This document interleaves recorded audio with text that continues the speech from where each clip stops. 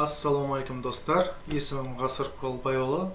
Бүгін веб технология бойынша, соның ішінде WordPress CMS бойынша сабақтар болады.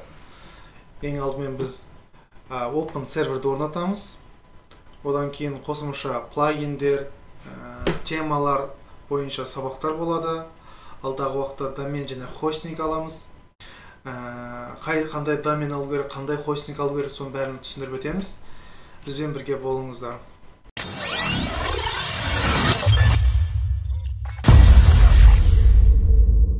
Ең алдымен компьютерге Open сервер орнатамыз. Open сервер дегеніміз не? Бұл яғни программный комплекс.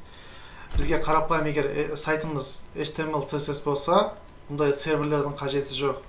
Ал біздің сайтымыз PHP, MySQL секілді динамикалық сайт болса, міндетті түрде осындай Open сервер немесе осы тәріздес программа орнатуымыз керек. Бұл жерде нелер бар? Бұл жерде бізде Apache бар, бізге керектілері Active FileZilla бар, GoScript бар, скрипттермен жұмыс істейтін, Nginx, SendMail почтамен жұмыс істейтін, база данықпен жұмыс істейтін MySQL-дің түрі бар.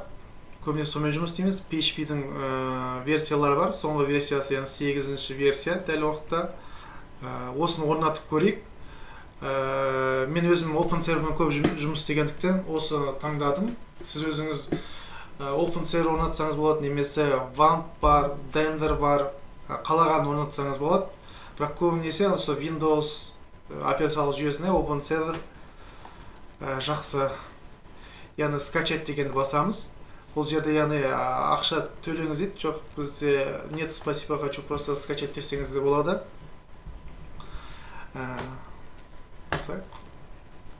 Серверлер таңдайды, енді ресейлік сервер таңдайды. Енді сәл ұзақтау болады, күтейік.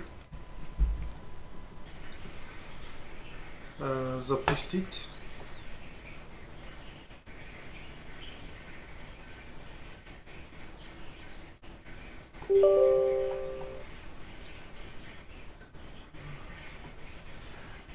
Далее дейміз, яғни келісімшартпен келісеміз. Далее сыда сақтала берсін. Далее бізге керектілі списоктер тұр. Сіздер өздеріңіз қажеттілерді алып, керек еместер алып тастаңыздар болады. По умолчанию кете берсін. Далее санайды.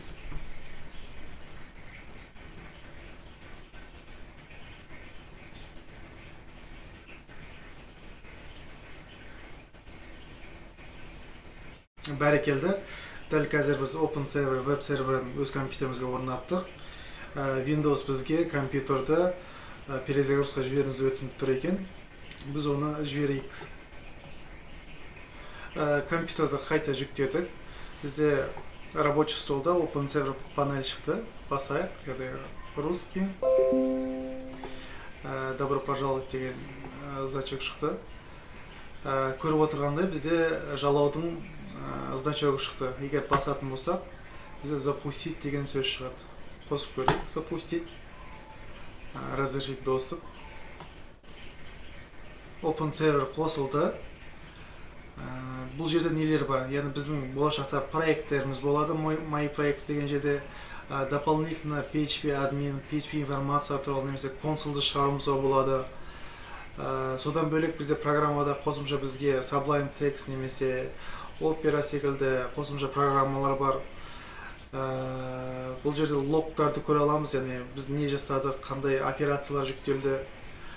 Настройкада бізде серверлердің мағлұматы тұрады, яғни біз өзіміз қалауымызша өзіміз сервер құруымызға болады, яғни Apache қоямыз ба, немесе Nginx қоямыз ба, немесе PHP-дің қай версиясы сізге ыңғайлы, соны қойсақ болады.